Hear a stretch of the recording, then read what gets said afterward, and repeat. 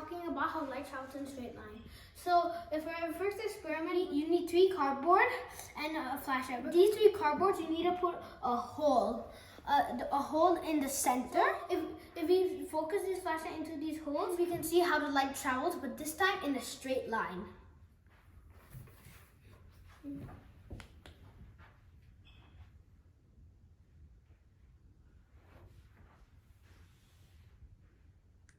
See, you can see right there. You can see a light on that wall.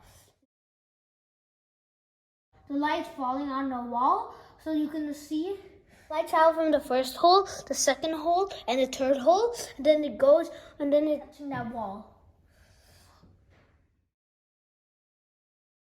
So we're gonna block one of the hole and see what happens. We blocked it in the other side. See, light is not passing to it because the sticky note is blocking it. Proves that light, that if something's blocking it, that light doesn't travel in a straight line.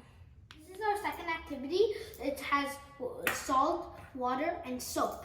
Now it uses laser beam and see if it also travels in a straight line.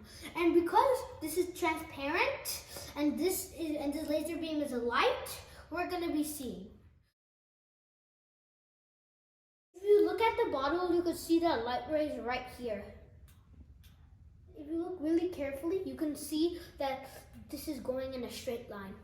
This proves that a light always goes in a straight line. Light waves called light rays because a ray has one endpoint.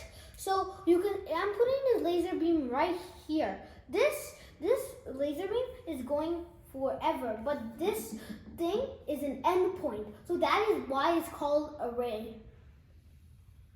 In conclusion, light always travels in straight lines.